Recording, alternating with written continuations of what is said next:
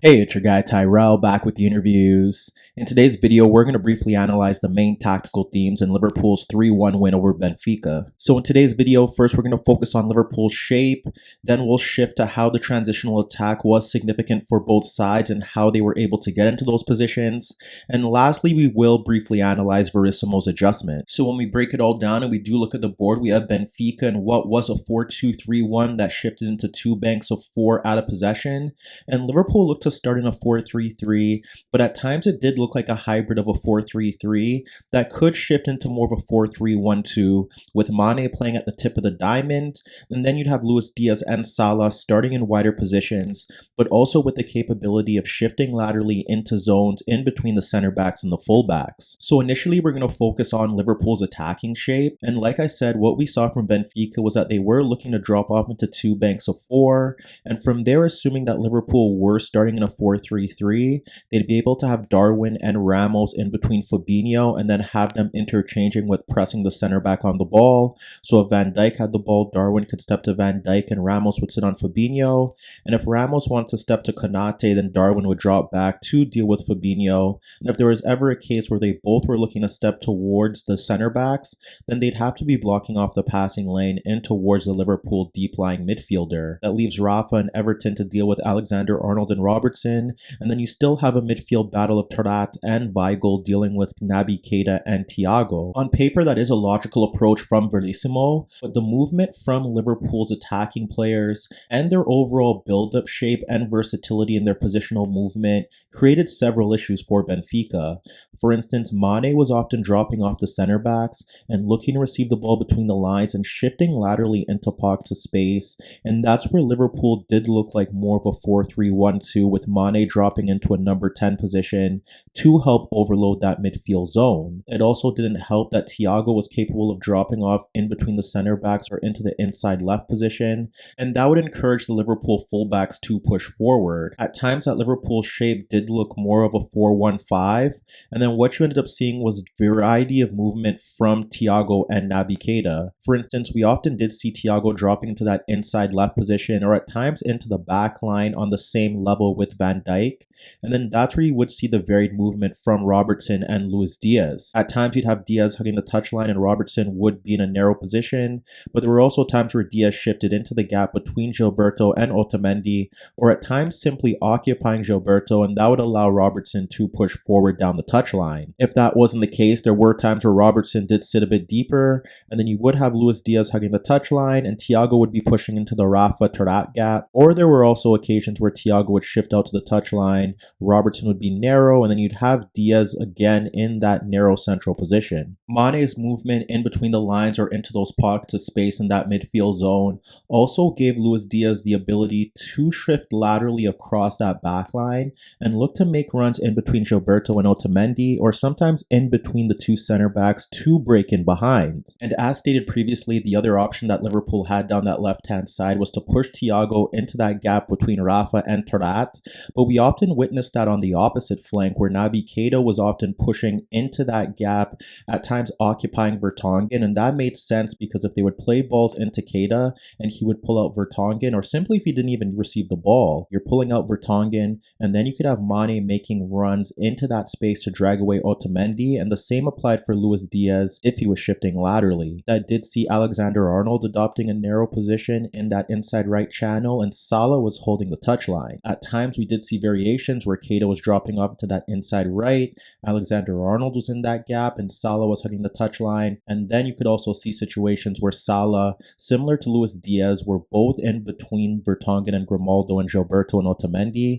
and Alexander-Arnold would be tasked with pushing forward down the touchline, Keita would be protecting the space in behind him, and that would drag back Everton and Rafa Silva. Oddly enough, when you look to the manner in which Liverpool created issues for Benfica, it wasn't about Luis Diaz and Salah getting into 1v1s with Grimaldo and Gilberto, and frankly, for the most part, they did very good jobs of ensuring that they didn't lose those battles. However, the issues arise when balls were played over the top and Diaz and Salah were able to break in behind Grimaldo and Gilberto, and it was the movement from those wide players breaking in behind them that caused issues, but also Mane's movement floating in between the lines, then looking to make runs in behind the fullbacks or at times across the center backs to get himself into positions in the final third. Therefore, in many ways, it was the positioning of Keita and Thiago that led to Liverpool's success in the final third, but also harmed them in transition. For instance, when Thiago would drop deeper into that midfield zone, he could pull Tyrrell out of position, but he's looking to pick up the ball in the same areas as Fabinho,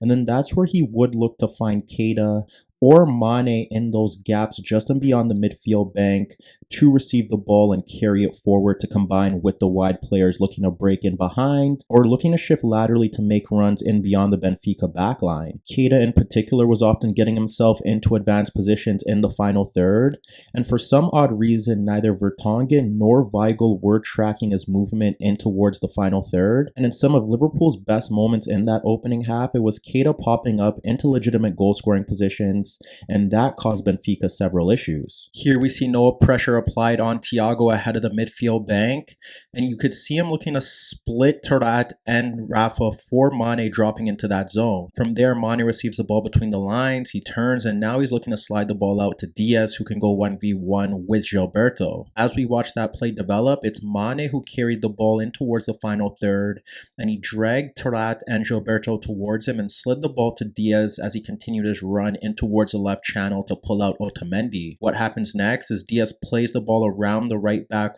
for Mane, continuing his run in towards the byline, and from there he pulls out Otamendi, but a focus on the movement of Keita in towards the penalty area, and either Weigl or Vertonghen tracking his movement. As Mane looks to drag Otamendi towards him and clip a ball towards the back post, you can see that both Salah and Keita are in a position where they can receive an aerial header ahead of Vertonghen and Grimaldo dropping off, and from there Mane picks out Keita ahead of the 6-yard box, and from this position he should be testing the keeper at the very least, but he ends up nodding a tame effort on goal. And then you could see Thiago receiving the ball from Fabinho in his own half with neither Ramos or Everton stepping, so he splits both for Keita, who receives the ball between the lines, and from there you can see that there's ample space for him to either slide the ball out to Salah for a 1v1 or carry the ball towards the back four. Keita opts for the latter, and as he drags out Vertonghen and Weigl, that's where he locates the movement of Luis Diaz making a run across the center backs into right half space. Keita splits Grimaldo and Vertonghen,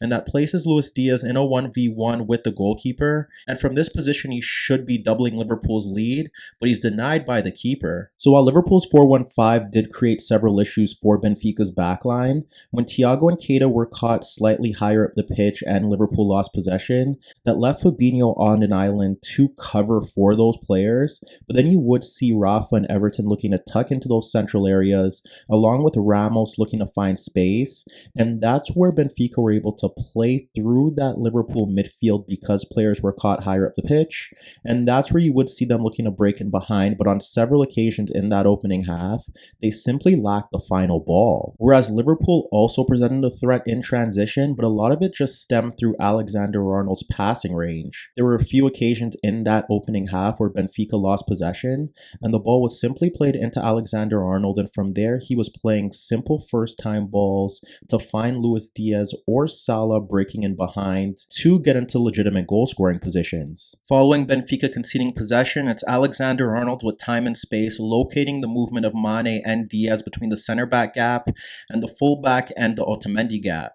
Alexander-Arnold plays a superb long ball over the top for Luis Diaz running goal side of Gilberto, and when he receives it, he nods a first-time ball across Otamendi as he witnesses Mane running off the center back.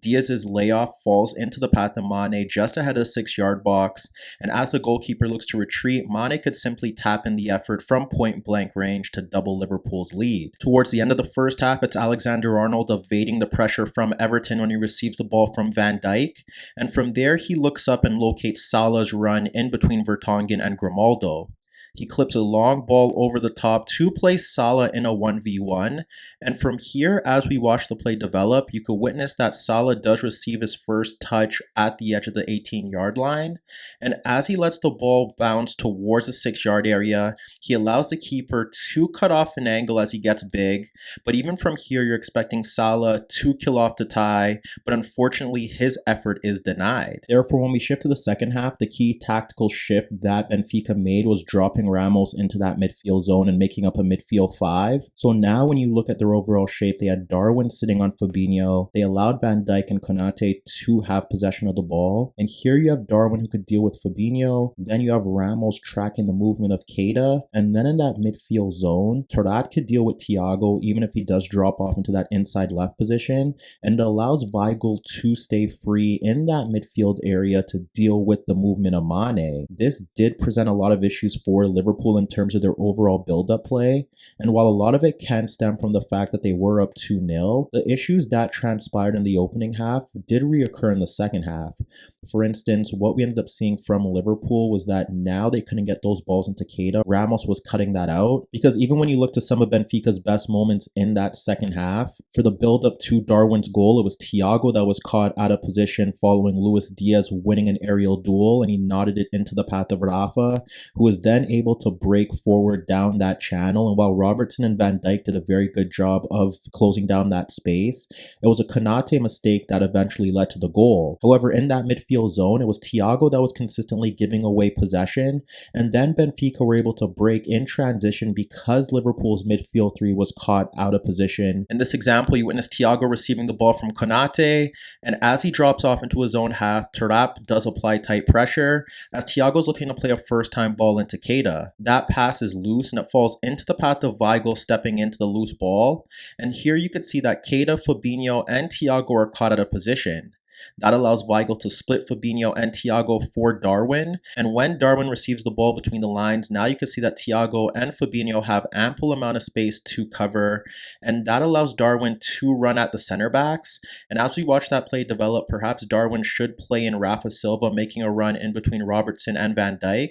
But he doesn't, and when Konate applies pressure, Darwin ends up skying his effort wide of the net. And then later on in the second half, when Henderson plays the ball into Jota, you can see that Vertonghen applies tight pressure, and watch Liverpool's midfield as Vertonghen plays that ball into the path of Weigl. When Weigl does receive the ball, you can see that Henderson's caught out of position, Keita's more central, and now Fabinho has to step in instantly, while Alexander-Arnold is caught high with Darwin and Everton ahead of Konate. When Weigl ends up bypassing the midfield, that now pulls out Konate, and now Van Dijk's looking to play offside, but he's unable to do that, and Everton bypasses Konate to play in Darwin down the left channel. From this position, the best that Van Dijk could do is come across and force Darwin towards the outside. And as that play progresses, you could see that Darwin does look to cut across Van Dijk, who does a very good job of covering his ground. And as he looks to poke the ball across Van Dijk and cut in centrally, he ends up falling to the ground and Van Dijk halts the attack. And that ultimately led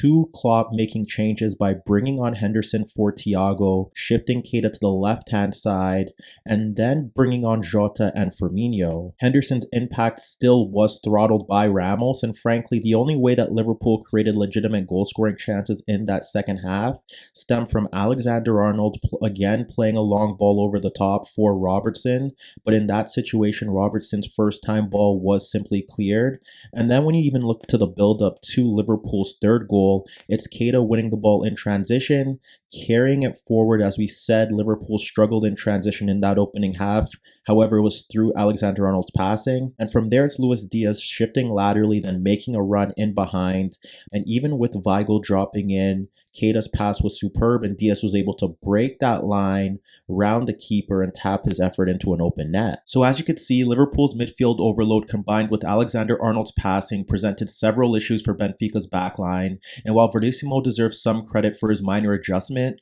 the hosts' inability to negate the transitional threat that they were equally inflicting on Klopp's shape led to their downfall.